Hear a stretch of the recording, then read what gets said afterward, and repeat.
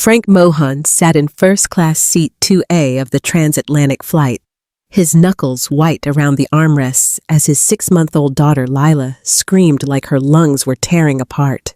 For 3 brutal hours, every passenger in the private first-class cabin had endured the relentless wailing that no amount of power, threats, or desperation could silence.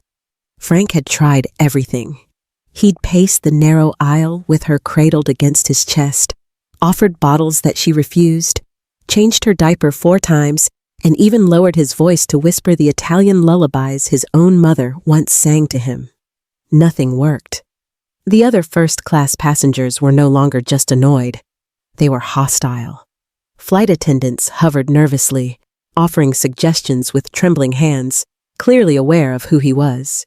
Even his own men, Vito and Marco, seated 3 rows back with tension coiled in their shoulders, exchanged helpless glances but dared not approach.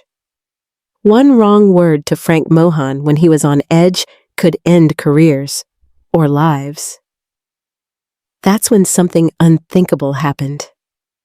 A young woman from the rear of the cabin rose slowly, her golden embroidered shawl catching the overhead lights like a sunrise breaking through storm clouds. She moved toward him with unhurried grace, her eyes calm and steady, as though she were walking through a garden instead of a pressurized metal tube filled with judgment and fear. Without asking permission or offering explanations, she stopped beside his seat and extended her hands toward the screaming infant. "May I?" she asked softly, her accent lilting and melodic, each syllable wrapped in silk. If you're excited to dive into this story, hit that subscribe button, give this video a like, and let us know in the comments where you're watching from. Your support helps us share more amazing stories, and believe me, you won't want to miss them. Now, let's jump into the story. Frank Mohan had silenced men with a look, ended empires with a phone call, and survived 3 assassination attempts before he turned 30. But nothing in his blood-soaked world had prepared him for the sound of his daughter's screams at 35,000 feet, or for the veiled woman who would walk through his armed bodyguards like they were ghosts and change everything with a single touch. Frank was so exhausted, so stripped of his usual iron control, that he didn't even question why a stranger, a woman draped in foreign elegance, was offering to help. He simply looked up at her with bloodshot eyes and nodded once, too drained to care about vulnerability or protocol. The moment her hands touched Lila, something miraculous happened. The screaming stopped. Complete, absolute silence fell over the entire first-class cabin as 24 passengers froze mid-breath, waiting to see if this impossible quiet would shatter. The woman was holding Lila with a confidence that seemed almost otherworldly, gently tracing rhythmic circles over the baby's heart, while humming a melody so ancient and haunting it seemed to bypass the ears and speak directly to the soul. Lila's eyes, which had been squeezed shut in agony for hours, slowly opened and focused on the woman's face. For the first time since takeoff, she looked peaceful, almost content. As though she'd found something she'd been searching for all along. "How did you?" Frank whispered hoarsely, staring at this mysterious woman who had accomplished what trained nannies, pediatric specialists, and even his own brutal willpower couldn't achieve. The woman smiled gently, her gaze never leaving Lila's face.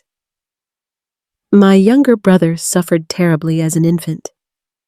It took me many nights to learn what actually soothes a child's spirit." Frank glanced around the cabin and saw something that made his pulse quicken with disbelief. Every single passenger was staring at them, not with irritation anymore, but with wonder and something close to reverence. But what shocked Frank most was what he noticed about this woman who had just performed a miracle with his daughter. Her shawl wasn't just beautiful. It was hand-embroidered with gold thread in patterns he recognized from Middle Eastern royalty. Her posture carried the kind of dignity that couldn't be taught, only inherited. and there was an intelligence in her dark eyes, a depth of experience that seemed far beyond simple kindness. "Who are you?" Frank asked, his voice filled with suspicion and curiosity in equal measure. The woman looked at him directly, meeting the gaze that had made grown men confess to crimes they didn't commit. "My name is Janan Rihab," she said quietly, her voice steady and unafraid. "I'm traveling to Geneva for a humanitarian summit, and you, Frank Mohan, are holding your daughter too tightly because you're terrified of losing her the way you lost her mother." Frank felt his world tilt as he realized that the person who had just saved his sanity and his daughter's peace wasn't some flight attendant or concerned mother. She knew exactly who he was. A man whispered about in police stations and penthouses, a name that made strong men nervous, and she hadn't flinched. But as Janan continued to hold Lila, who was now making soft, contented sounds Frank had never heard before, he had no idea that this chance encounter was about to unravel secrets, force impossible choices, and challenge everything he thought he knew about power, redemption, and what it truly means to protect the ones you love. And neither of them knew that before this flight ended, bullets would fly, blood would be spilled, and Frank would have to choose between the empire he'd built and the peace he'd never thought he deserved. Frank Mohan was a 38-year-old man who ran the most feared criminal syndicate on the East Coast, an organization whispered about in FBI briefing rooms and boardrooms alike. He was traveling to Rome for a meeting that could shift the balance of power among the 5 families, a deal worth hundreds of millions that would secure his empire for the next decade. Normally, Frank traveled surrounded by his men, with contingency plans for every scenario and weapons within arm's reach at all times. But this trip was different because his wife, Elena, had died 6 months ago during childbirth, leaving him alone with a daughter he had no idea how to care for. "I should cancel Rome," Frank had told his consigliere, Vincent, as they stood in his penthouse overlooking Manhattan. "Cancel?" Vincent replied, his voice sharp with concern. "The Lucianos will see that as weakness. They'll move on the ports before you can blink. Take the baby. Show them nothing has changed." Frank had arranged for a private nurse, someone vetted, someone trustworthy, someone who understood discretion. But she'd vanished the night before departure. Her phone disconnected, her apartment cleared out. Whether she'd been bought off or simply gotten cold feet about working for Frank Mohan, he'd never know. With no time to find another option and too much at stake to postpone, Frank found himself boarding a plane to Rome with a 6-month-old baby, 0 parenting experience, and a briefcase full of documents that could start a war. The cabin had transformed into something Frank didn't recognize: peace. Not the tense, enforced silence that followed his presence into rooms, but genuine calm. Passengers had returned to their books and laptops. The flight attendants no longer hovered with anxiety etched into their faces, and for the first time in 3 hours, Frank could hear the steady hum of the aircraft engines without Lila's screams cutting through them like shattered glass. But Frank Mohan hadn't survived 2 decades in the underworld by relaxing when things seemed too good to be true. He studied Janan Rihab with the same intensity he'd once used to identify undercover agents at family meetings. She sat in the seat beside him. Vito had vacated it without being asked, retreating to the back with Marco like a wolf making room for something he instinctively knew outranked him. Lila remained cradled in Janan's arms, making soft gurgling sounds that Frank had only heard once or twice in the past 6 months, usually in the brief moments before Elena's death, when his wife had held their daughter with the last of her fading strength. The woman's shawl caught his attention again. Up close, he could see the craftsmanship was extraordinary. Each gold thread, woven in patterns that told stories he couldn't read, but somehow understood, spoke of centuries and sand and kingdoms that existed long before America was even a thought. The fabric itself shimmered with a quality that money could buy, but wealth alone couldn't commission. This was heritage, bloodline. The kind of thing that got passed down through generations of people who shaped history rather than just survived it. Her hands, too, told stories. Smooth, but not soft. There was strength in the way she held Lila, confidence that came from experience rather than theory.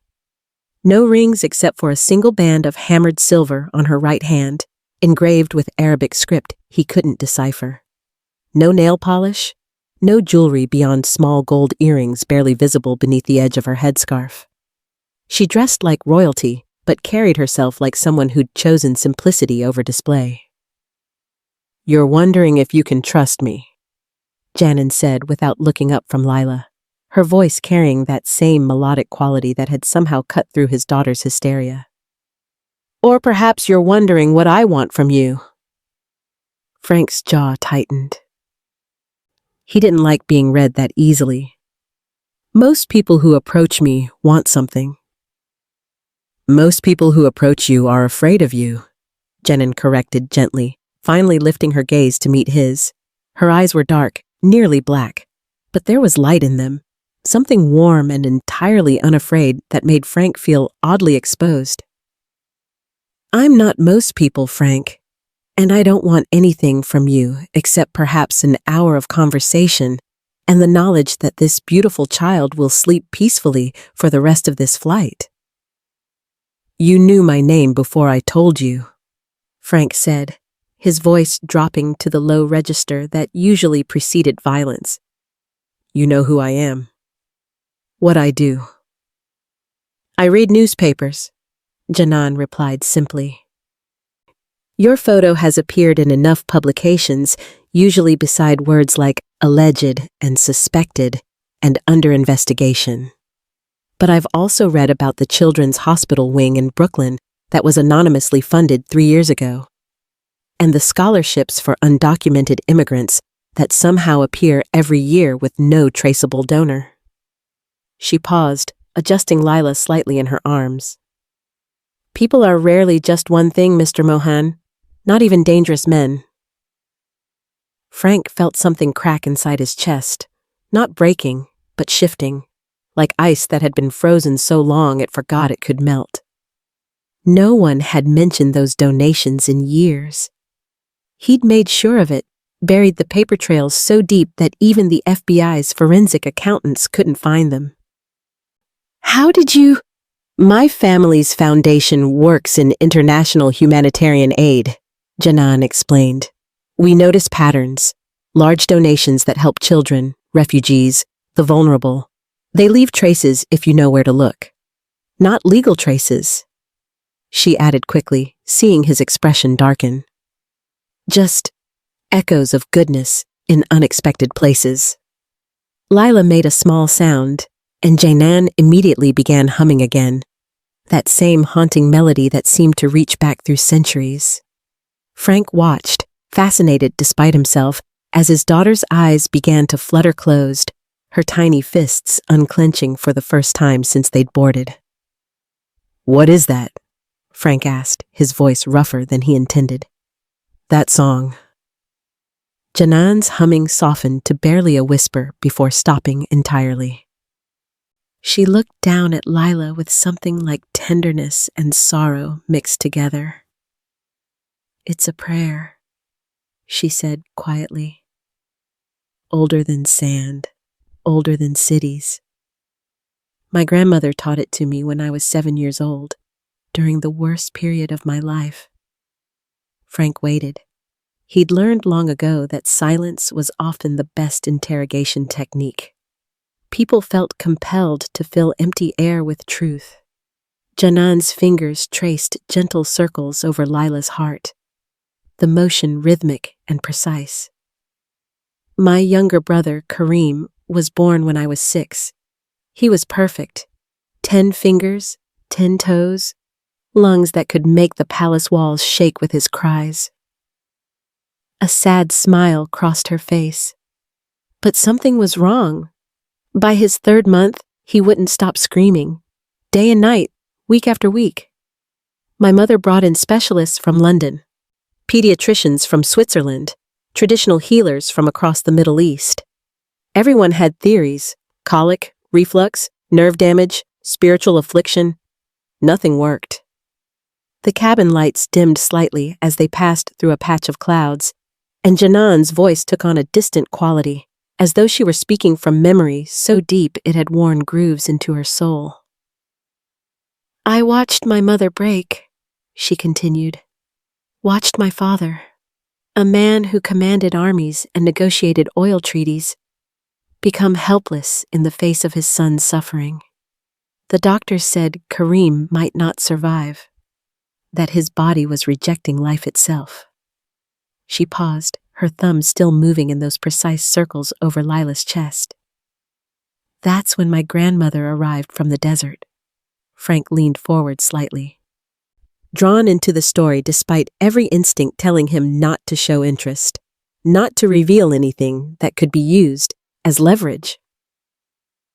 "My grandmother was Bedouin," Janan said, and there was pride in her voice now, fierce and unapologetic. She'd never set foot in a palace, never trusted Western medicine, never believed that science held all the answers. She took one look at Karim and said, "His spirit is louder than his body. You must teach him the rhythm of peace." "What does that mean?" Frank asked. "It means she understood that babies, especially babies in pain, lose connection to the world around them. They exist in a state of pure distress, unable to communicate, unable to understand why they hurt. My grandmother believed that ancient prayers, combined with specific touch patterns over the heart, could remind an infant spirit that it was safe, that it was loved, that the pain wouldn't last forever." Janan's eyes met Frank's again, and he saw the truth there, the memory of watching a miracle, or perhaps just witnessing something science hadn't yet explained. For 3 nights, my grandmother held Karim. She hummed this prayer, traced these patterns, refused to let anyone else touch him. On the 4th morning, he stopped crying. Completely. The doctors ran every test they could think of and found nothing wrong. No medical explanation for his sudden recovery. My grandmother just smiled and said, "His spirit remembered how to rest." Frank looked down at Lila, now sleeping peacefully in this stranger's arms, and felt something dangerous stirring in his chest. Hope. "And you learned this from her?" "She taught me everything," Janan confirmed. "Told me that someday I would need to pass this knowledge forward, that healing isn't always about medicine or money or power. Sometimes it's about remembering that we're all connected, across languages, across continents, across the barriers we build to protect ourselves." She glanced at him meaningfully. "Even the walls built by very dangerous men." Before Frank could respond, the plane jolted violently. The seatbelt sign dinged urgently as the aircraft dropped what felt like 50 feet in an instant. Drinks exploded across tray tables, overhead bins rattled, and somewhere in business class a woman screamed. Frank's body moved on pure instinct. He lunged forward, his arms wrapping around both Janan and Lila, shielding them with his body as the plane bucked again. His hand braced against the seat in front of them, his chest pressed against Janan's back, creating a cage of flesh and bone between his daughter and whatever danger might come. The turbulence continued for 15 brutal seconds that felt like 15 minutes. The cabin tilted, passengers gasped and clutched armrests, and Frank's mind raced through every worst-case scenario he'd trained himself to anticipate. Engine failure, structural damage, sabotage. But through it all, Janan remained perfectly still. No scream, no gasp, not even a sharp intake of breath. And Lila, somehow, impossibly, continued sleeping. When the plane finally steadied and the captain's voice crackled over the intercom with apologies about unexpected weather patterns, Frank slowly released his protective hold. His heart was pounding. adrenaline flooding his system the way it had during gunfights and raids and the night Elena had died in his arms. He pulled back and found Janan watching him with those calm, knowing eyes. "You're a good father, Frank," she said softly, adjusting Lila's blanket with one hand while the other remained steady over the baby's heart. "Your instincts are sound, even if your methods are unorthodox." Frank's breathing was still ragged. "I don't know how to be a father. Elena was supposed to." He stopped, shocked that he'd said even that much. "Your wife," Janan said, not a question. "She died in childbirth." Frank nodded once, sharp and controlled, trying to rebuild the walls that had somehow crumbled in the past 30 minutes. But Janan wasn't finished. She turned slightly to face him more fully. Lila still sleeping peacefully between them. "You protected us just now. Not with violence or threats or money, with your body, with instinct. That's what fathers do, Frank. They stand between their children and the chaos of the world." She paused, letting the turbulence's aftermath settle around them. "But here's what I've learned from watching powerful men try to protect the people they love. Power doesn't always protect. Sometimes, Frank, gentleness does." The words hit him like a physical blow, not because they were harsh, but because they were true in a way that bypassed every defense mechanism he'd built over decades of survival. "I've crushed empires," Frank said quietly, his voice barely above a whisper. "Ended careers, made men disappear. And I can't stop my own daughter from crying."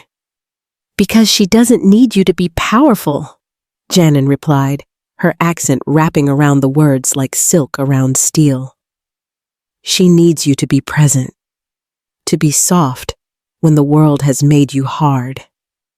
To remember that the strongest thing you can do is allow yourself to be vulnerable enough to learn from people who see the world differently than you do." She carefully transferred Lila back into Frank's arms, and he took his daughter with a gentleness that surprised him, cradling her the way Janan had, trying to remember the pattern of circles over the heart, the rhythm of the ancient prayer. "What did you sing to her?" he asked again, and this time the question carried weight, vulnerability, a plea for knowledge that might save more than just a crying child. Janan smiled, and for the first time, Frank saw past the princess, past the stranger, and glimpsed the woman who'd watched her brother nearly die, and learned that some things mattered more than wealth, or status, or borders. "A prayer older than the sand," she repeated, her voice soft but firm. "It speaks to the soul of the child, not the body. Would you like me to teach it to you?" Frank looked down at Lila, sleeping peacefully for the first time since Elena had held her, and made a decision that would change the trajectory of everything that came after. "Yes," he said simply. "Teach me."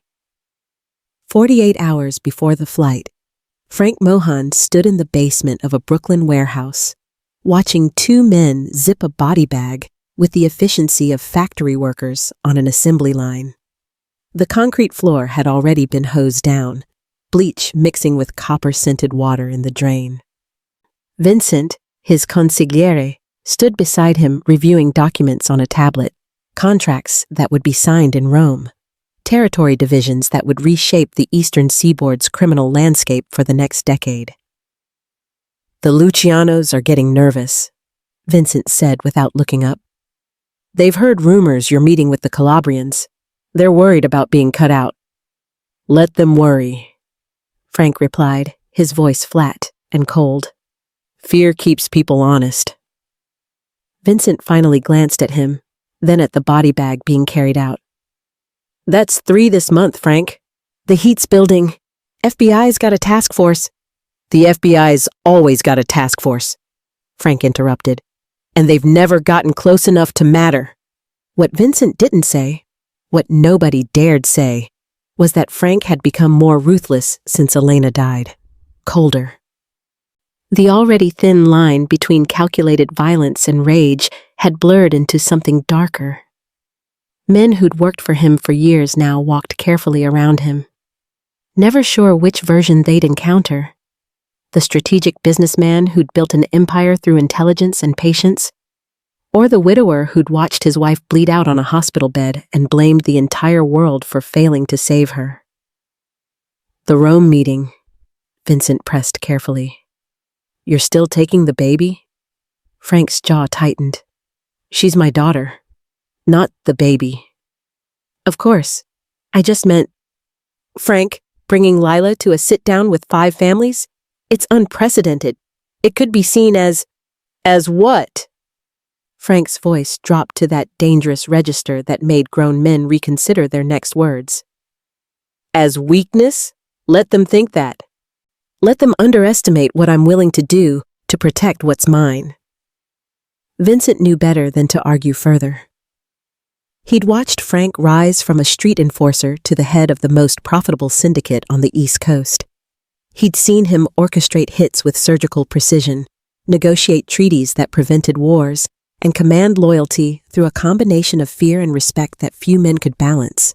But he'd also watched Elena soften those edges, seen her pull Frank back from darkness more times than anyone knew. Now she was gone, and the darkness had no tether. 24 hours before the flight, Frank sat in the nursery of his penthouse, Lila screaming in his arms at 2 a.m. The room Elena had designed, soft pastels, hand-painted murals of Italian countryside, a mobile of stars that rotated slowly above the crib, felt like a mausoleum. Everything she'd touched, everything she'd planned, now existed only as evidence of absence. Please, Frank whispered to his daughter, his voice cracking in a way it never did during interrogations or negotiations. Please, baby girl, just sleep. But Lila only screamed louder, her tiny face red with distress, and Frank felt the familiar surge of helplessness that terrified him more than any rival's gun ever had. He could control territories, move millions in untraceable transactions, make people disappear with a phone call. But he couldn't comfort his own child. Elena would have known what to do. She always knew. He'd met her at a charity gala 7 years ago, a fundraiser for children's literacy that he'd attended purely for the networking opportunities. She'd been a volunteer coordinator, completely unaware of who he was, and when he'd tried his usual charm, she'd looked at him with clear-eyed assessment and said, "You're trying too hard. Men who are actually interesting don't need to broadcast it." No one had spoken to him like that in a decade. He'd been fascinated immediately. It took him 3 months to convince her to have coffee with him. 6 months before she agreed to dinner. A year before she finally said, "I know what you are, Frank. I've known from the beginning, and I see something in you that maybe you don't see in yourself anymore. The possibility of being more than what fear made you." She'd been wrong, of course. Without her, he was exactly what fear had made him. A man who understood violence better than tenderness, control better than surrender, vengeance better than forgiveness. On the plane, present. Frank became aware of the whispers gradually, like heat slowly building in a closed room. 2 men in first class, 3 rows ahead, leaning close to each other. One pointed subtly toward him with his phone. The other's eyes widened with recognition. "That's Mohan," Frank heard clearly despite the man's attempt at discretion. "The Mafia boss. What the hell is he doing on a commercial flight?" The words rippled outward. Other passengers glanced back, some quickly looking away when Frank's gaze swept the cabin with predatory awareness. Vito and Marco straightened in their seats, hands moving subtly toward concealed weapons. But Janan, still sitting beside him with Lila sleeping peacefully nearby, didn't react at all. She simply continued reading the book in her lap. something in Arabic with worn pages that suggested multiple readings, as though the tension crackling through the cabin had nothing to do with her. "Doesn't bother you?" Frank asked quietly. "Knowing what I am?" Janan turned a page calmly. "I know what grief looks like, Frank. It wears many faces. Some people turn it inward and become small. Others turn it outward and become dangerous." She finally looked at him, and her eyes held no judgment, only understanding that felt impossibly old for someone who couldn't be more than 30. "You're not the first man I've met who's tried to control the world because he couldn't control his own pain." The seatbelt sign chimed softly as the captain announced their descent preparation. Janan carefully lifted Lila, who stirred but didn't wake, and transferred her back into Frank's arms with movements so gentle they seemed choreographed. "She'll sleep for now," Janan said, adjusting the baby's blanket with practiced care. "But she misses her mother's heartbeat. Babies always remember love before loss.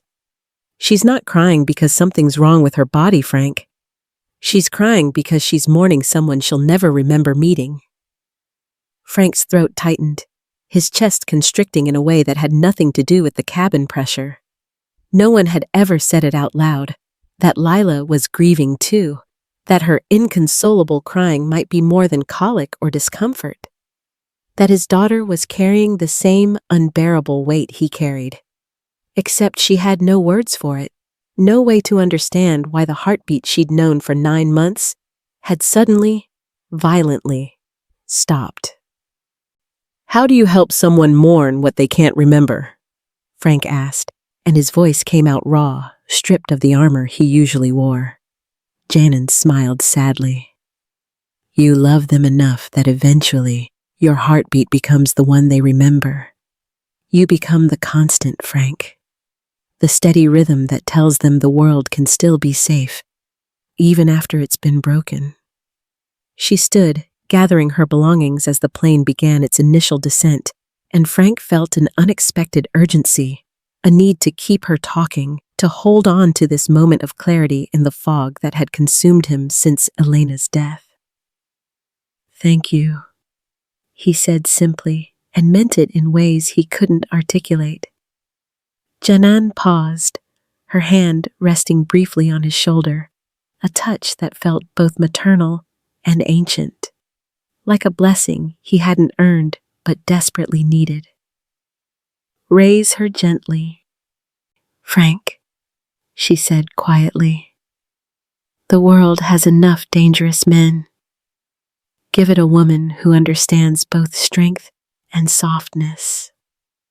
Then she returned to her seat in the rear cabin, leaving Frank alone with his sleeping daughter and the uncomfortable realization that for the first time in 6 months, he felt something other than rage or grief. He felt hope.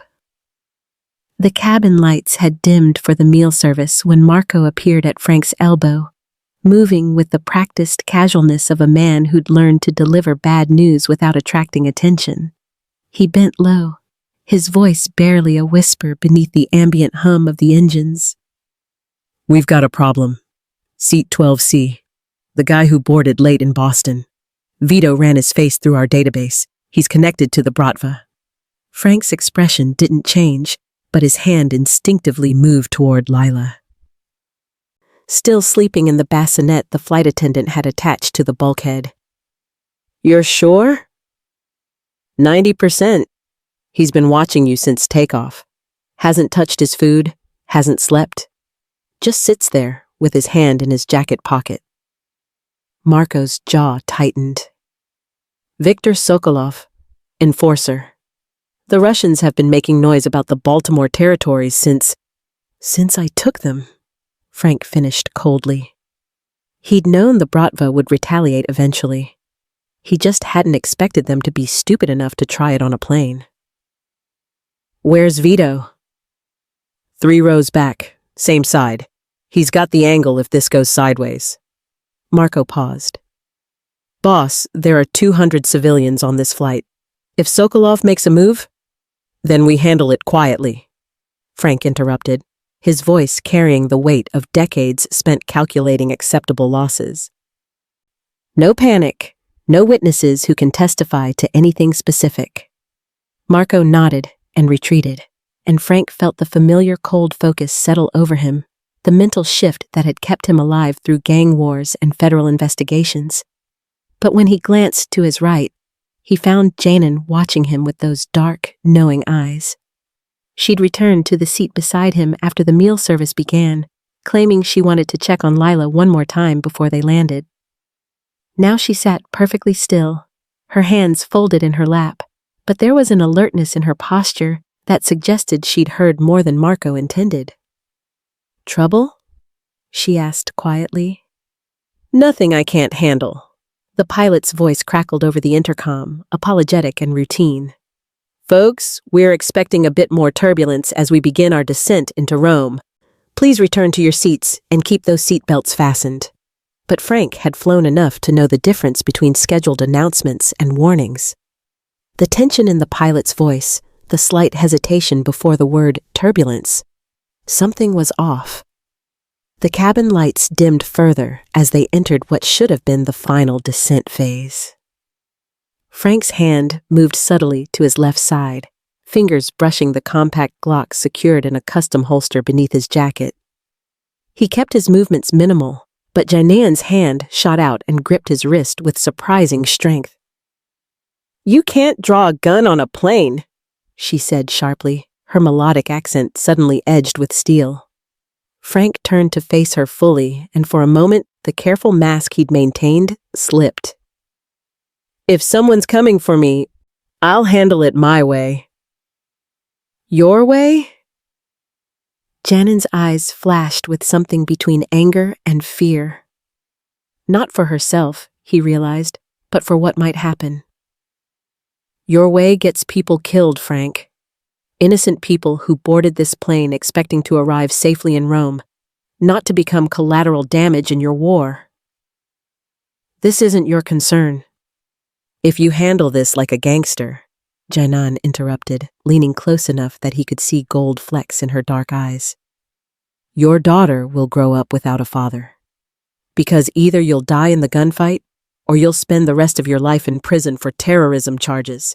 Is that what Elena would have wanted for Lila?" The sound of his dead wife's name from this woman's lips hit Frank like a physical blow. He froze, his hand still on the concealed weapon. Every instinct screaming at him to maintain control through force. But Janan held his gaze with a courage that was either foolish or transcendent. He couldn't tell which. "You don't know anything about what Elena would have wanted," he said, his voice low and dangerous. "I know she chose to love you despite everything you are," Janan replied without flinching. "Which means she believed you were capable of being more than this. Don't prove her wrong in front of your daughter." Before Frank could respond, a disturbance erupted from the back of first class. A man, late 30s, dark jacket, Slavic features, stood abruptly and began moving forward with purpose. His right hand was buried in his jacket, and his eyes were locked on Frank with the flat, dead focus of someone who'd already decided to kill. Viktor Sokolov. Frank's body moved on pure instinct. He lunged sideways, positioning himself between the approaching threat and Lila's bassinet. His hand went for the Glock, muscle memory overriding thought. Passengers screamed. A flight attendant dropped a tray with a crash that sounded like gunfire. But Janan moved faster. She stood and turned toward Sokolov, her golden shawl billowing slightly with the movement, and began speaking in rapid Arabic, words Frank didn't understand but recognized as prayer. Her voice cut through the rising panic with impossible clarity, and something in her tone, in the ancient rhythm of her words, made even Sokolov hesitate. "Vito, Marco, hold positions," Frank barked, keeping his weapon concealed but ready.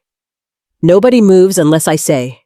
Janan continued her prayer, stepping slightly forward, placing herself partially between Frank and the Russian assassin. It was suicide, standing unarmed in front of a professional killer, but she showed no fear. Instead, she switched to English, her voice calm but commanding. "There is a baby sleeping 3 feet from where you stand," she said directly to Sokolov. "An innocent child who has already lost her mother. If you fire that weapon, you will kill her or traumatize her beyond repair. Is that the man you are?" Sokolov's hand trembled slightly in his jacket. Behind him, Frank could see Vito moving into position, ready to take the shot if needed. The entire first-class cabin held its breath. "You know who he is?" Sokolov said, his accent thick, his eyes never leaving Frank. "You know what he does?" "I know what you're about to do," Janan replied. "I know you're about to murder a father in front of his infant daughter on a plane full of witnesses. And I know that whatever Frank Mohan has done to your people, this," she gestured at the cabin, at Lila, at the terrified passengers, "is not justice. This is just more violence creating more orphans." The moment stretched impossibly long. Frank's finger rested on the trigger guard, his mind calculating angles and outcomes. One shot from Vito could end this, but Janan was too close. If Sokolov fired first. Then Marco appeared behind the Russian, moving with the silent efficiency of a predator. His arm wrapped around Sokolov's throat in a chokehold while his other hand secured the weapon still concealed in the man's jacket. The Russian struggled for perhaps 5 seconds before the lack of oxygen made his body go limp. "Bathroom," Frank ordered quietly. "Make it look like he passed out from drinking. Zip-tie his hands behind his back and secure him until we land. Then we turn him over to airport security with an anonymous tip about terrorist threats." Marco nodded and began dragging the unconscious assassin toward the rear lavatory. Vito moved to help, and within 30 seconds, the disturbance had been contained. Flight attendants rushed forward with professional concern, and Frank spun a quick story about a drunk passenger becoming aggressive. When the chaos finally subsided and passengers returned to their nervous conversations, Frank turned to find Janan calmly sitting back in her seat, her hands folded in her lap as though nothing had happened. But he noticed the slight tremor in her fingers, the way her breathing came just a bit faster than before. "That was the stupidest, bravest thing I've ever seen," Frank said quietly. Janan glanced at Lila, still sleeping peacefully despite everything. "You would have killed him," she said. It wasn't a question. "Yes." "And spent the rest of your life in prison, leaving your daughter alone." She finally looked at him, and there was no judgment in her eyes, only sadness. "I couldn't let that happen, Frank. Not when there was another way." Frank stared at this woman who'd walked into a life-or-death situation armed with nothing but prayer and conviction, and realized something that terrified him more than any assassin. Janan Rihab wasn't just peaceful. She was strategic. She understood power in ways he'd never considered. Not the power of violence or wealth, but the power of presence, of moral authority, of refusing to let fear dictate action. "Who are you really?" he asked for the second time that day. Janan smiled faintly. "Someone who believes that even the most dangerous men deserve a chance at redemption. The question is, Frank, do you?" The cabin had settled into the tense quiet that follows violence narrowly avoided. Passengers spoke in hushed tones, shooting nervous glances toward Frank's section. Flight attendants moved with exaggerated efficiency, avoiding eye contact. Even the engines seemed to hum with a different quality, relief mixed with residual fear. Frank waited until the seatbelt sign chimed off and the pilot announced they'd cleared the turbulence. Waited until Vito sent the all-clear signal from the back. Sokolov secured, no further threats detected. Only then did he turn his full attention to the woman sitting beside him. The woman who'd stepped between a Mafia boss and a Russian assassin armed with nothing but conviction. "Who are you?" he asked, and this time the question carried weight beyond casual curiosity. "And don't tell me you're just some philanthropist who happens to know ancient healing prayers and how to talk down professional killers." Janan's hand stilled in her lap. For the first time since he'd met her, Frank saw hesitation cross her face. Not fear exactly, but the careful calculation of someone deciding how much truth to reveal. "If I tell you," she said slowly, "I need your word that it goes no further. Not to your men, not to anyone. My safety depends on discretion." Frank's instincts bristled at being asked for guarantees, but something in her tone made him nod. "You have my word." Janan took a breath, and when she spoke, her voice carried a formality that hadn't been there before. "My full name is Janan Rihab bint Sheikh Rihab al-Aziz of Almara. My father controls significant oil routes through the Persian Gulf and has diplomatic ties to half the governments in the Middle East. I am—" She paused, as though the word tasted strange in her mouth. "A princess." Frank stared at her, mentally recalibrating everything he thought he knew. The expensive shawl, the bearing, the way she commanded respect without demanding it. "You're royalty." "By birth, yes. By choice?" Janan shook her head. "I've spent my life trying to be something other than a political asset. My father sees me as a bargaining chip, someone to be married off to secure alliances, strengthen treaties, merge family wealth." Her voice hardened slightly. 3 weeks ago, he informed me I would marry Prince Khalid of Qatar, a man I've met twice. A man who collects wives the way others collect art. "And you said no," Frank said, understanding dawning. "I said no." Janan's eyes held defiance now, fierce and unapologetic. "I told him I would attend the humanitarian summit in Geneva as planned, and when I returned, we would discuss my future like adults. But I have no intention of returning, not to a cage, even one gilded with gold and family honor." Frank leaned back, processing this. "So you're running too." "Not running," Janan corrected sharply, and there was steel beneath the silk again. "Running implies fear, Frank. I'm not afraid of my father or his threats, or the consequences of my defiance. I'm searching for freedom, the right to determine my own path, to use my education and resources for purposes beyond political marriage. Surely you understand that. You've built an entire empire on refusing to live by other people's rules." The comparison hit Frank harder than he expected. He'd never thought of himself and an Arab princess as having anything in common, but she was right. They were both people who'd looked at the paths laid out for them and chosen differently. Consequences be damned. "It's not the same," he said, but the protest sounded weak even to his own ears. "Isn't it?" Janan challenged. "You chose crime over poverty. I'm choosing autonomy over duty. We've both disappointed powerful people who expected our obedience. The only difference is the nature of our rebellions."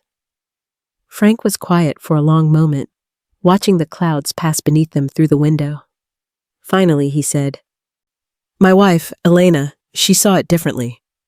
Thought I could have chosen something else. Something legal." "Could you have?" Janan asked without judgment. Frank thought back to the 17-year-old version of himself, hungry, angry, watching his mother work 3 jobs to keep their apartment while his father drank himself to death. thought about the first time he'd held a gun, the first time he'd realized that fear and respect could be tools, that violence could create safety if wielded precisely enough. No, he admitted, not, and survived. Not in the world I grew up in. Then she loved you anyway, Janan said simply. Knowing what you were, what you had to become. That's remarkable, Frank. Many people love the idea of someone, or love who they hope that person will become. But to love someone exactly as they are, including the darkness? She smiled sadly. That's rare. Frank's throat tightened. She was the only person who ever saw goodness in me, who believed I was more than just what I'd done. He looked down at Lila, still sleeping. I was supposed to become better for her. Instead, she's gone, and I'm... He trailed off, unable to finish. More dangerous than ever? Janan supplied gently. Using violence to control a grief you can't process? The accuracy of it stunned him into silence. Lila stirred then, making small, distressed sounds that Frank had learned preceded full screaming. His body tensed instinctively, preparing for the onslaught. But Janan reached over and placed her hand lightly over the baby's heart, beginning to hum that same haunting melody. The prayer, older than sand. This time, Frank closed his eyes and really listened. The melody wasn't complex, just a simple, repetitive phrase that rose and fell like breathing, like waves, like a heartbeat. But there was something hypnotic in its rhythm, something that seemed to bypass conscious thought and speak directly to some ancient part of the brain that remembered being rocked in the womb, remembered safety before words existed to name it. As Janan hummed, Frank felt his own breathing slow to match the rhythm, felt the tension in his shoulders ease slightly, the constant vigilance that had kept him alive for 40 years, dimming just enough to let exhaustion seep in. He couldn't remember the last time he'd felt this close to peace. Not since Elena was alive, maybe not even then. It's working on me too, he said quietly, surprised by the admission. Janan opened her eyes and smiled. The prayer doesn't distinguish between infant and adult suffering, Frank.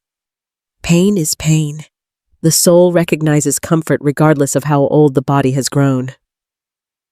Lila settled back into sleep, and Janan's humming faded to silence, but the echo of it seemed to linger in the cabin air. Teach me the words, Frank said suddenly. Not just the melody, the actual prayer. I want to know what I'm saying to her. Janan studied him for a long moment, and Frank had the unsettling feeling she was seeing past every defense, every carefully constructed wall, straight down to the terrified father beneath. All right, she agreed finally. But understand, this isn't magic, Frank. It's connection. It only works if you mean it. If you open yourself to the possibility that gentleness is as powerful as force. I don't know if I can do that, Frank admitted. Then learn, Janan said simply. For Lila, if not for yourself. Because the alternative is raising her in the shadow of the man you've become instead of the man you could still be. Outside the window, the Italian coast appeared through breaks in the clouds, ancient and enduring, shaped by centuries of violence and beauty in equal measure. Frank looked at his daughter, at this princess who'd chosen freedom over comfort, and made a decision he knew Elena would have approved of. Teach me, he said again. All of it, everything you know. Janan reached out and took his hand, and for the first time in 6 months, Frank Mohan allowed himself to be vulnerable without flinching. Then let's begin with the first line, she said softly. Ya Rahman, O most compassionate. The plane touched down at Leonardo da Vinci Airport with the gentle bump of controlled descent. But Frank felt tension coiling in his gut the way it always did before stepping into unfamiliar territory. Rome was neutral ground technically, but neutrality meant nothing when the Bratva had just tried to kill him at 30,000 feet. He gathered Lila carefully, checking that her blanket was secure, and glanced at Janan.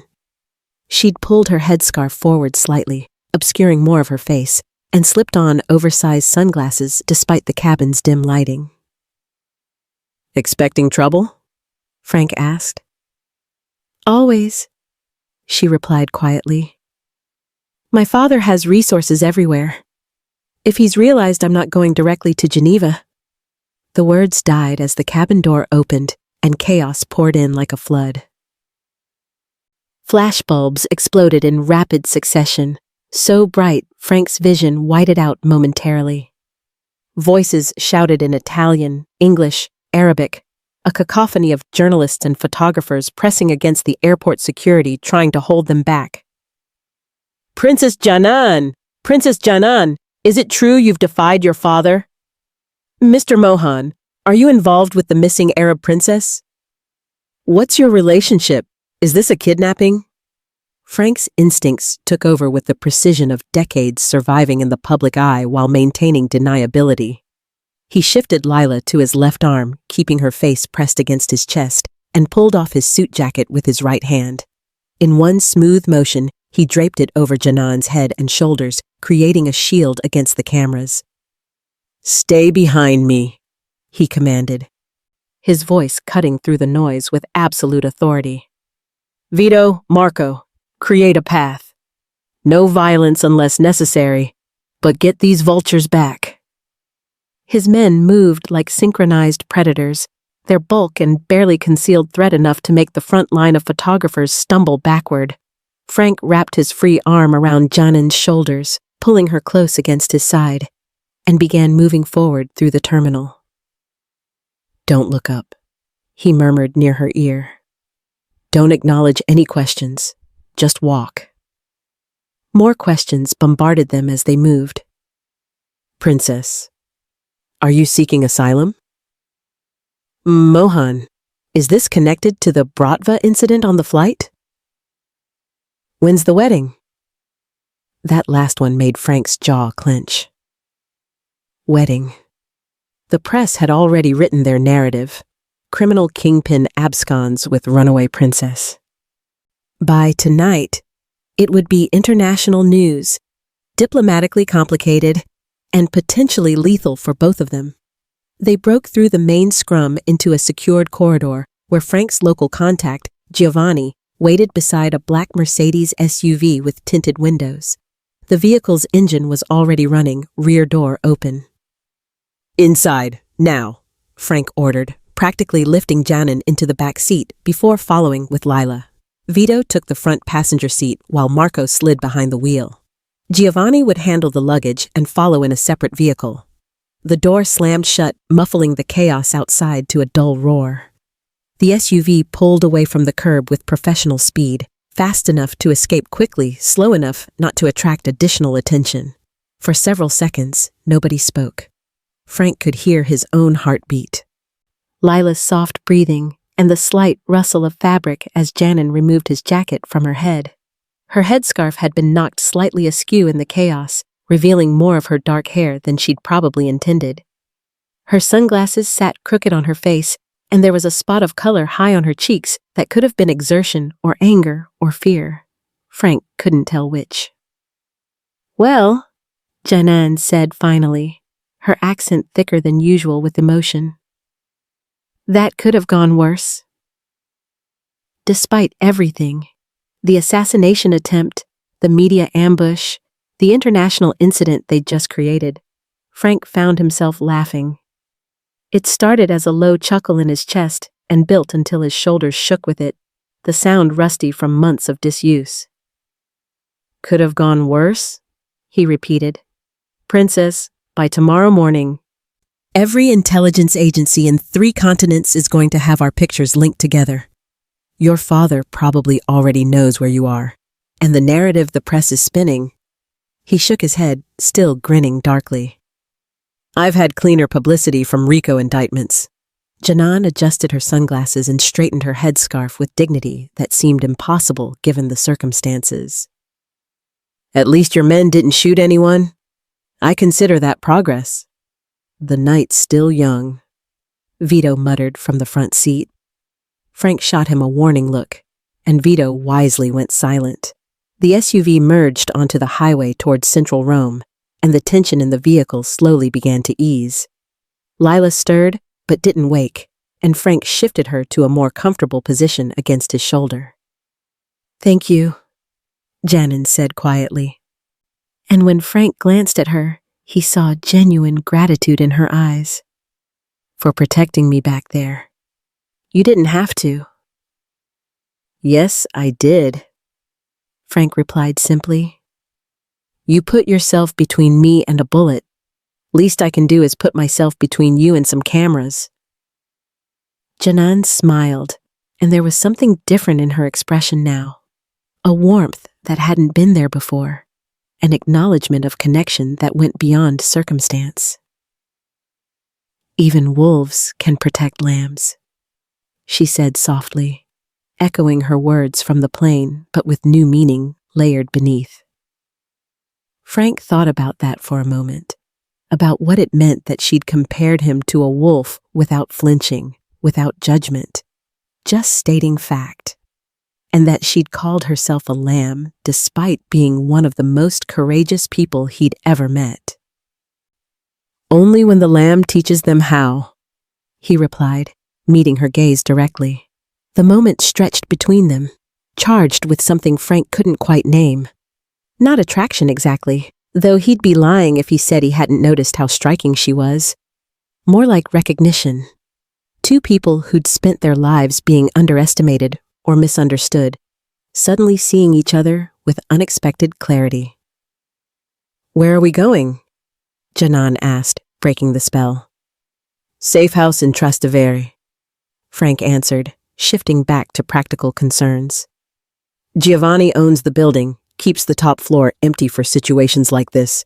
Secure, off the books, and far enough from my usual properties that whoever leaked my travel plans won't know to look there. You think someone in your organization betrayed you? I know they did, Frank said flatly. The Bratva doesn't get passenger manifests by accident. Someone told them I'd be on that flight. His expression hardened. I'll deal with it after I make sure you and Lila are somewhere safe. Janan studied him in the dim light of the passing street lamps, and Frank felt that unsettling sensation again, like she was reading passages of his soul he'd thought were written in code. You're used to being alone in your battles, she observed. Used to trusting no one but yourself. It's kept me alive. Has it kept you happy? The question hit like a knife between ribs, precise and painful. Frank looked down at Lila, thought about Elena, about the empire he'd built that suddenly felt hollow without anyone to share it with. Happiness wasn't part of the deal, he said finally. Maybe, Janan replied, her voice soft but firm. It's time to renegotiate. Outside, Rome's ancient architecture passed in shadow and light, monuments to empires that had risen through violence and fallen through corruption, leaving only beauty and warnings behind. Frank held his daughter close and wondered if it was possible for a man like him to build something that wouldn't eventually crumble to dust. And beside him, a princess who'd chosen freedom over duty smiled like she already knew the answer. The safe house in Trastevere was a 400-year-old villa tucked behind walls covered in ivy and bougainvillea. Frank had left before dawn, while Lila still slept, and Janan sat by the window watching Rome wake up in shades of gold and terracotta. He'd posted 2 men at the entrance, another on the roof, and given strict instructions that the princess was not to leave the property under any circumstances. Janan had smiled politely and agreed to everything. The syndicate meeting took place in a wine cellar beneath a restaurant near Piazza Navona, the kind of establishment that had been in the same family for 6 generations and knew how to keep its mouth shut. Frank descended the narrow stone stairs to find the room already thick with cigarette smoke and tension. 5 men sat around a circular table, representatives from families that controlled everything from shipping routes to political appointments across southern Europe. The Lucianos, the Calabrians, the Albanians, the Corsicans, and sitting at the far end, looking far too comfortable, was Dmitry Volkov, the Bratva's negotiator in Italy. "Mohan," Dmitry said, his accent heavy but his English precise. "We wondered if you'd actually show after your complicated flight." Frank took his seat slowly, his expression carved from ice. "Takes more than one incompetent assassin to keep me away from business." "Incompetent?" Dmitry smiled without warmth. "Viktor Sokolov has 17 confirmed kills. Your reputation saved you, nothing more." "My reputation," Frank replied coldly. "And the fact that your people are sloppy enough to use a burned identity at an international airport. Sokolov's in Italian custody now, by the way, singing like Pavarotti about Bratva operations in exchange for witness protection." It was a lie, but a useful one. Frank watched Dmitry's face carefully and saw the micro-expression he'd been waiting for, the brief flash of genuine surprise. Volkov hadn't known about the assassination attempt, which meant someone had gone around official Bratva channels. Someone with access to Frank's travel information and a personal grudge. The meeting continued for 2 hours. Territory negotiations, profit percentages, the usual dance of criminals pretending to be businessmen. But Frank's mind was elsewhere, cataloging inconsistencies, mapping betrayals. By the time they broke for lunch, he'd narrowed the leak to 3 possibilities. He pulled Vincent aside in the restaurant's kitchen. "Carlo Benedetti, how long has he been handling our Rome logistics?" Vincent's expression darkened. 3 years. Why?" "Because he's the only person outside my immediate circle who knew my exact flight details." Frank's voice dropped to the register that preceded violence. "And he's been spending money he doesn't have. New car, new mistress, suddenly paying off his brother's gambling debts." "You think he sold you out to the Russians?" "I think he sold me out to someone, and the Russians bought the information secondhand." Frank's jaw tightened. "Find him. Quietly. I want to know who he's been talking to before he disappears." Back at the villa, Janan had broken Frank's cardinal rule within 3 hours of him leaving. She'd convinced Marco, the softer of the 2 guards, that she needed to visit a pharmacy for items related to Lila's care. Except the pharmacy visit had turned into a walk through Trastevere, which had turned into Janan noticing a building with a small brass plaque. Centro di Speranza per Bambini. Center of Hope for Children. "What is this place?" she'd asked Marco. "Just a building, princess. We should get back." But Janan had already pushed through the door into a clean, bright space filled with children's laughter. Murals covered the walls, scenes from Italian fairy tales painted by someone with genuine talent. There were computers, books, musical instruments, and a staff of 3 women who looked up from supervising a dozen children with expressions that shifted from welcoming to protective the moment they saw Marco's bulk in the doorway. "We're closed to visitors," the oldest woman said in Italian, moving instinctively between Janan and the children. Janan responded in flawless Italian, her accent elegant but warm. "I apologize for intruding. I saw your sign and wanted to know more about your organization. I work in humanitarian aid." The woman's posture softened slightly. "We provide after-school care and weekend programs for orphaned and displaced children. Educational support, meals, counseling." She paused. "It's privately funded. Anonymous donor. Has been for 3 years." "Anonymous," Janan repeated, her eyes scanning the room and landing on a photograph partially visible in an office, a ribbon-cutting ceremony with a familiar face deliberately positioned at the edge of the frame, barely in focus but unmistakable. Frank Mohan, holding a oversized check, his expression caught between pride and discomfort. When Frank returned to the villa that evening, exhausted and smelling of cigarette smoke and old wine, he found Janan sitting in the courtyard with Lila on her lap. The baby was awake and content, making the soft cooing sounds that meant she'd been fed and changed, and was, for the moment, at peace with the world. "I thought I told you to stay here," Frank said. But there was no real anger in his voice. He'd expected her to leave eventually. Women like Janan didn't take orders. They made strategic decisions about when to comply. "I needed baby supplies," Janan replied calmly, "and I wanted to see Rome in daylight. It's been years since I visited." Frank poured himself 3 fingers of whiskey from the bar cart and collapsed into a chair across from her. "Marco told me you found the orphanage." "You mean the orphanage you secretly fund?" Janan's eyes met his directly. "The one with your photograph hidden in the director's office like contraband?" "It's not a secret. It's private. There's a difference." "Frank," Janan's voice softened. "I saw the computer lab, the music room, the library that has more books than some schools. You're providing these children with opportunities most wealthy families couldn't afford." She paused. "Why do you hide your kindness like it's a sin?" Frank took a long drink, feeling the whiskey burn down his throat. "In my world, kindness gets you killed. People see generosity as weakness. They think if you care about something, that something can be used against you." He looked at Lila, his expression unreadable. "Everything I've built, the reputation, the fear, the power, it only works if people believe I'm ruthless, that I don't have vulnerabilities they can exploit." "So you let children believe their benefactor is some faceless corporation instead of a man who understands what it means to grow up with nothing?"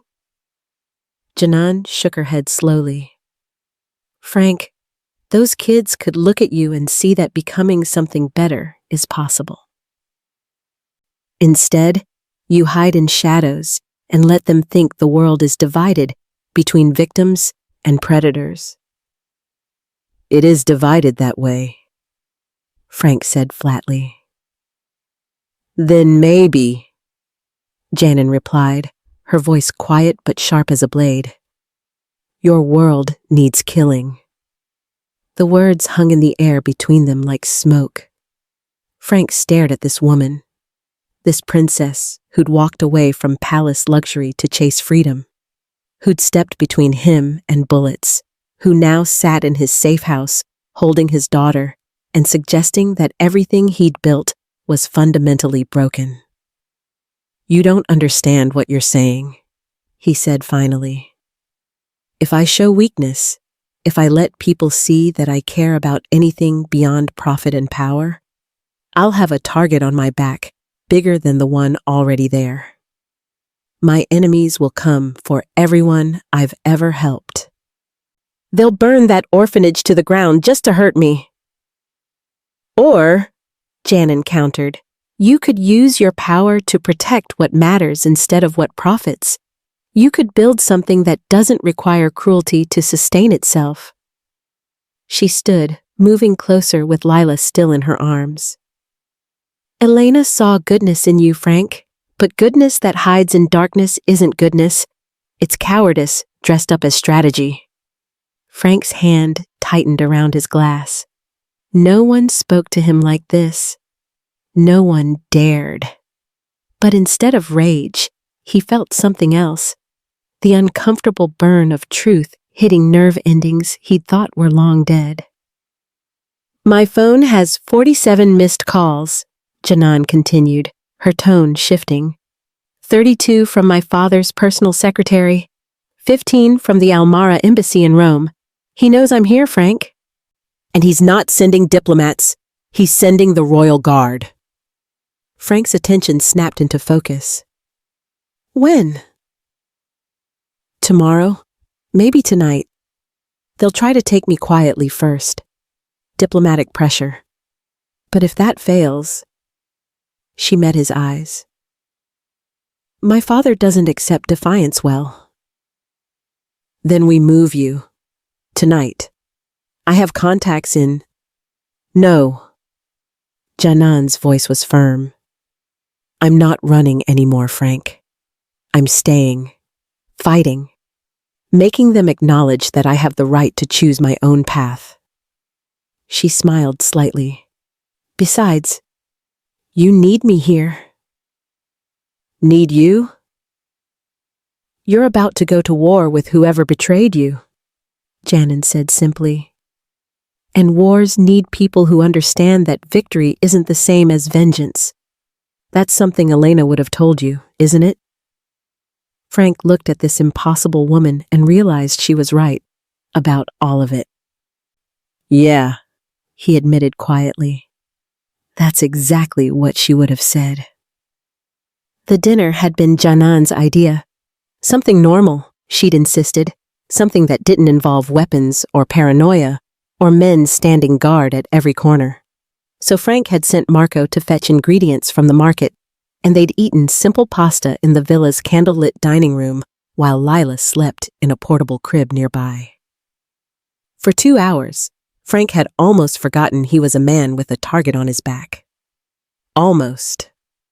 The first bullet shattered the dining room window at 9:47 p.m., sending crystal and candlelight exploding across the table.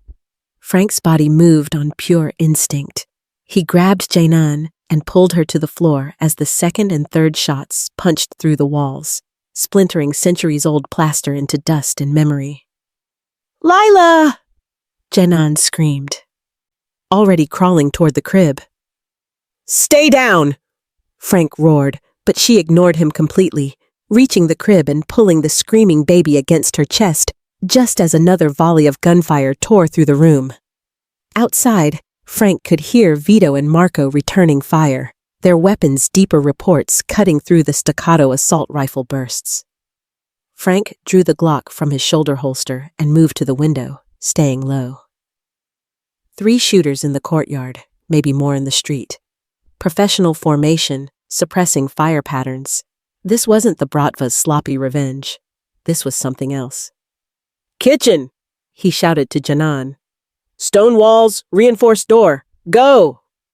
But Janan was already moving, not to the kitchen, but toward the villa's staff quarters where Maria, the elderly housekeeper, was screaming in terror. Frank watched in disbelief as Janan, cradling his daughter with one arm, pulled the older woman from her room and began speaking in rapid, calm Italian, guiding her toward the interior hallway. Are you insane? Frank grabbed Janan's arm as another window exploded. I said the kitchen. There are people here who need help. Janan's eyes flashed with determination. I'm not hiding while others die. A grenade sailed through the shattered window and rolled across the floor with the inevitability of death. Frank had perhaps 2 seconds to react. He kicked it back through the window where it detonated in midair, the blast wave slamming them all against the wall. His ears rang with high-pitched whining, and smoke filled the room like poison.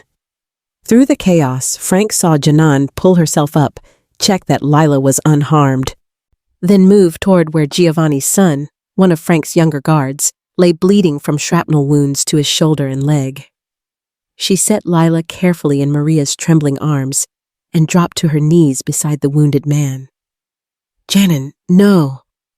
Frank started, but she was already tearing fabric from her dress, creating makeshift pressure bandages with hands that somehow remained steady despite the gunfire still erupting outside. You fight with guns, she said, without looking up, her voice raised but calm over the noise. I fight with faith. Now go protect us, while I keep this man from bleeding out. Frank stared at her for one impossible moment. This woman in torn silk and gold embroidery, covered in plaster dust and blood that wasn't hers, performing battlefield medicine while his daughter screamed and bullets carved the world apart. Then he turned and ran toward the sound of war. The courtyard had become a killing ground. Vito had taken position behind the fountain, Marco behind a stone column. Bodies lay scattered, 3 attackers down, but more kept coming. Frank recognized the tactical gear, the disciplined advance. Private military contractors, expensive ones. "Who's paying them?" Vito shouted between bursts of gunfire. "Don't know! Don't care!" Frank dropped an attacker with 2 shots center mass. "We need to fall back. There's too many." But falling back meant exposing Janan and the others in the villa. Frank's mind raced through scenarios, calculating odds the way he had for 20 years. None of them were good. That's when he heard Janan scream. Frank spun and saw her silhouetted in the doorway, Lila in her arms. Behind her, smoke billowed. Someone had set fire to the villa's north wing. The flames were spreading fast, fed by old wood and older tapestries. "Frank!" Janan called. "The fire! We have to get everyone out!" An attacker emerged from the smoke behind her, weapon raised. Frank's gun was empty. The slide locked back. 20 feet separated them, too far to reach her in time. Janan saw his expression, saw the calculation of his own helplessness, and understood. She turned to face the gunman, stepping directly into his line of fire, shielding Lila with her body. "No!" Frank's voice tore from his throat as he ran. The gunshot sounded impossibly loud, but it came from Vito's rifle, not the attacker's weapon. The contractor dropped, and Frank reached Janan in time to catch her as her knees buckled, not from being shot, but from the delayed shock of nearly dying. "Inside!" Marco was suddenly there, providing covering fire. "The whole place is going up!" They stumbled through smoke and fire toward the villa's rear exit. Maria and the wounded guard were already there, supported by Giovanni, who'd appeared from somewhere. The small group burst into the back alley as the villa's roof collapsed inward, sending sparks spiraling into Rome's night sky. Frank counted heads. Everyone alive.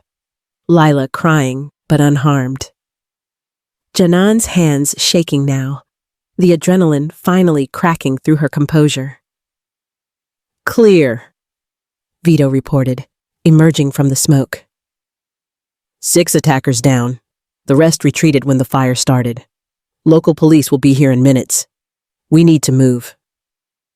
But Frank couldn't move. He stood in the alley, staring at Janan. His hands trembling as he reached for her face, checking for injuries, for blood, for any sign that the bullet had found her after all. "You stepped in front of him," Frank said, his voice breaking in ways it hadn't since Elena died. "You stepped in front of a gun with my daughter, in your arms." "What else would I do?" Janan asked simply, tears cutting tracks through the soot on her face. "Hide while you died? Let Lila watch her father get killed?" "Why?" Frank's hands were still shaking, still touching her face like he needed physical proof she was real. "Why would you do that for me?" Janan reached up and caught his hands in hers, holding them steady. Around them, the villa burned and sirens wailed in the distance, but for this moment, there was only the 2 of them and the truth that fire couldn't consume. "Because you're not the monster you believe you are," she said softly. "Because I've watched you protect everyone around you while hating yourself for needing protection. Because Elena was right about you, Frank." There's goodness in you worth saving, even if you've spent years trying to bury it.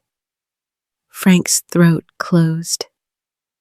He couldn't speak, couldn't think past the overwhelming realization that this woman, this impossible, courageous woman, saw him the way Elena had. Saw past the violence and the reputation and the blood, straight through to whatever small piece of humanity he'd managed to preserve. "I don't know how to be what you think I am," he whispered. "Then learn," Janan replied, and she was smiling despite the tears, despite the smoke and death and chaos. "The same way you're learning to be a father, one day at a time, Frank. One choice at a time." Lila's cries had softened to hiccups. In the distance, police radios crackled. Vito was already pulling a vehicle around. Their escape route planned because Frank always planned escape routes. But for the first time in 20 years, Frank Mohan didn't want to run. He wanted to stay in this moment, holding the hand of a woman who'd faced death for him, and believe that redemption was something more than a word. "We have to go," Marco said urgently. Frank nodded, but didn't let go of Janan's hand. "Together," he said. "We go together." "Together," Janan agreed. And as they climbed into the waiting vehicle, as Rome burned behind them and an uncertain future waited ahead, Frank felt something shift inside his chest. The first crack in 20 years of carefully maintained armor. Letting light in where there had only been darkness. It terrified him. It felt like hope. 7 days after the fire, the arrangements had taken a week to negotiate.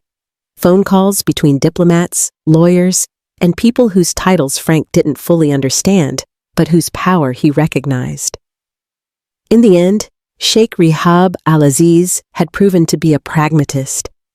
His daughter's very public defiance had made international headlines, and forcing her home in chains would only amplify the scandal. So he'd offered terms. Janan could have her freedom, could decline the marriage to Prince Khalid, could live her own life, provided she did so visibly, publicly, as a representative of Al-Maraz humanitarian interests. She would be a princess in action, not just title. Her rebellion would be reframed as progressive leadership. "He's saving face," Janan explained to Frank as they drove to the airport in yet another anonymous SUV. "Making my defiance look like his idea. It's very him." Frank held Lila, who was calm now, genuinely calm, not the fragile quiet that preceded screaming. In the past week, he'd learned the prayer Janan had taught him, practiced the rhythmic patterns over his daughter's heart. He'd gotten it wrong more times than right, but Lila seemed to respond to the trying itself, to the gentleness in his touch. "And you're okay with that?" he asked. "With his conditions?" "I'm getting what I wanted," Janan replied, watching Rome pass by the window. "Freedom to choose my path, even if that path still carries expectations. That's more than most women in my position ever receive." She glanced at him. "Besides, I was always going to do humanitarian work. Now I just have funding and diplomatic access to do it properly." They'd been staying in a series of safe locations while Frank's people cleaned up the aftermath of the attack. Carlo Benedetti had been found in a Napoli hotel room, alive but thoroughly motivated to confess everything. He'd been selling information to the Lucianos, who'd partnered with the Bratva for the assassination attempt. The private military contractors had been Luciano's desperate backup plan after Sokolov failed. Frank had handled it the old way, swift, brutal, sending a message that betrayal carried costs measured in blood and terror. But he'd also done something new. He'd let Carlo live. Banished him from Italy with nothing but his life and the knowledge that Frank Mohan's mercy was more terrifying than his violence. Janan had smiled when she heard about it. "You're learning," she'd said simply.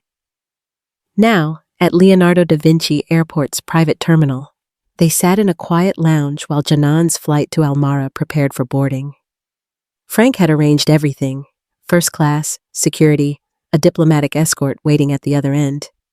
He'd even tried to assign Vito as a bodyguard, but Janan had laughed and refused. "I need to do this alone," she'd said. "Show my father I can stand on my own." Frank set Lila in her carrier and pulled out an envelope, thick with cash and documents. "This is a wire transfer authorization. 5 million euros to start, more if you need it. For your foundation, for whatever—" "Frank." Janan's hand covered his, stopping him. "No. It's not charity. It's payment for saving my daughter's life. For saving mine." His voice roughened. "Please. Let me do something." "You can't buy gratitude," Janan said gently, pushing the envelope back toward him. "And you can't purchase peace by throwing money at it. What you can do is continue being the father Lila needs. Continue funding that orphanage in Trastevere. Continue choosing gentleness when your instincts scream for violence." She smiled. "That's payment enough." Frank stared at her, this woman who'd walked into his life at 30,000 feet and somehow rewired everything he thought he understood about strength and power and survival.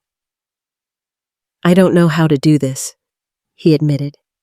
"How to be different." "You've already started," Janan assured him. "Every time you hum that prayer to Lila, every time you choose not to pull the trigger, every time you look at your daughter and see possibility instead of grief." She reached into her bag and withdrew a small box wrapped in silk. "I have something for you." "For Lila, actually." Inside was a delicate gold bracelet sized for an infant's wrist, engraved with Arabic calligraphy that flowed like water. "What does it say?" Frank asked, his throat tight. "Maluda min al-Quwa," Janan translated softly. "Born of strength, because she was born of Elena's strength to give her life, born of your strength to survive losing her, born of the strength it takes to love in a world that breaks us." She took the bracelet and gently fastened it around Lila's tiny wrist. "She will need reminding of that when she's older, when she asks about her mother, when she wonders why her life was built on such complicated foundations." "Janan," Frank's voice cracked. "Raise her to be fearless, Frank."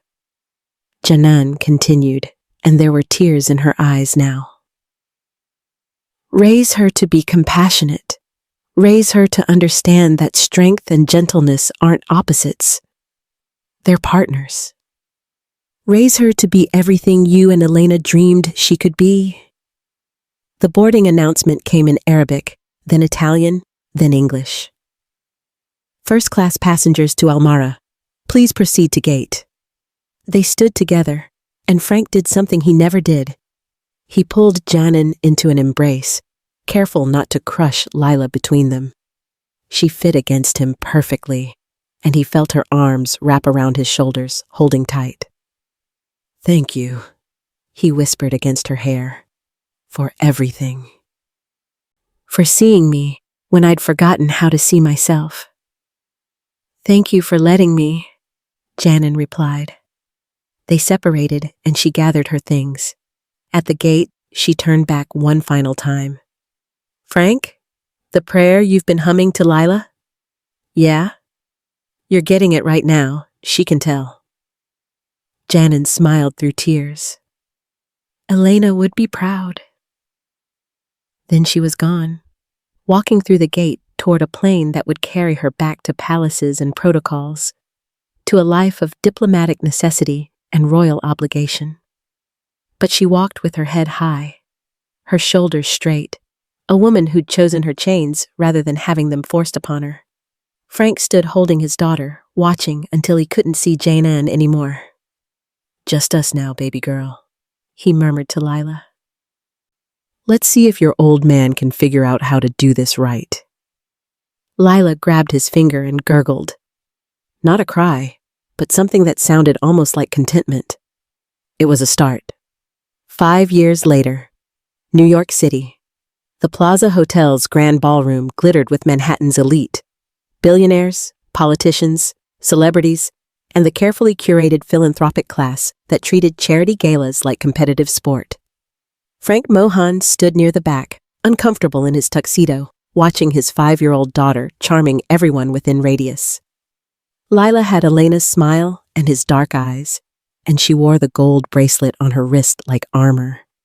She'd grown into a fearless child, the kind who asked questions that made adults squirm, who befriended outcasts at her private school, who somehow understood that her father's security business was more complicated than legitimate. "Daddy, look!"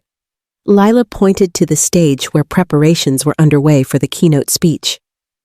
"They have flowers like the ones in the picture." The picture she meant hung in Frank's penthouse, a photo from Rome, taken the day before the villa burned. Janan holding infant Lila, both of them surrounded by bougainvillea, both of them smiling. "That's right, baby," Frank said, crouching to her level. "Just like those." The evening's MC took the microphone, and the crowd quieted. "Ladies and gentlemen, it is my profound honor to introduce tonight's keynote speaker.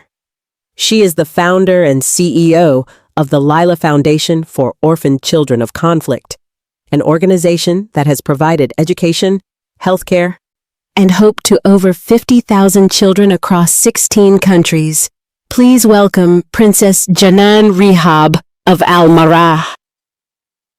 The crowd erupted in applause as Janan walked onto the stage, and Frank's breath caught the same way it had 5 years ago on an airplane.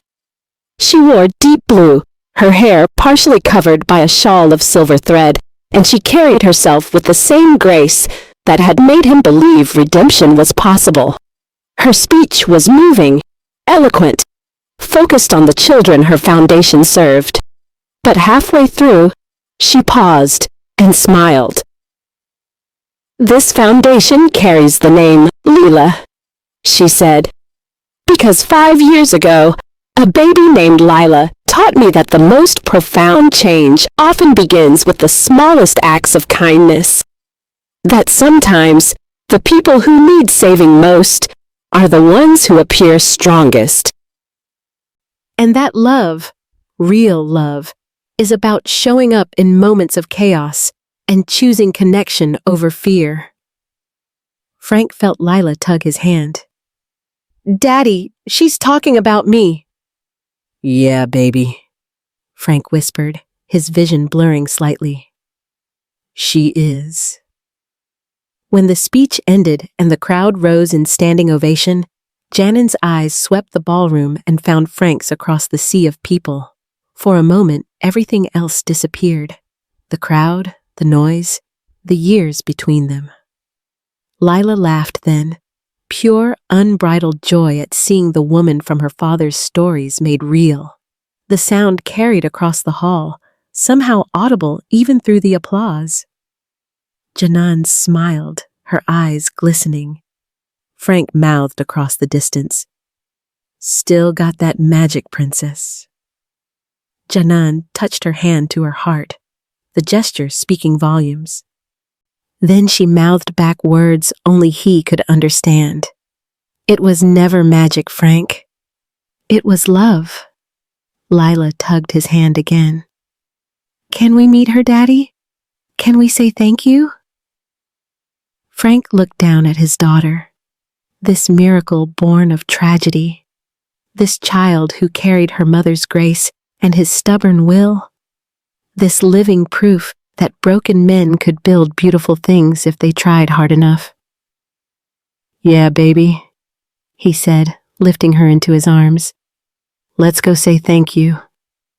And as they made their way through the crowd toward the stage, Frank Mohan, former crime lord, widower, father, finally understood what Elena had tried to tell him all those years ago.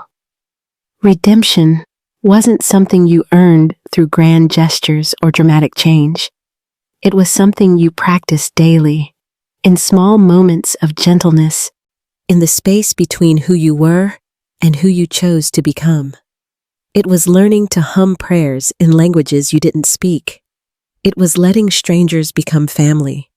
It was believing that love, even love that arrived unexpectedly at 30,000 feet, could rewrite the ending of stories that seemed already written in blood and regret. The ballroom lights dimmed and brightened, and somewhere in the distance, a baby cried. But this time, Frank knew exactly what to do.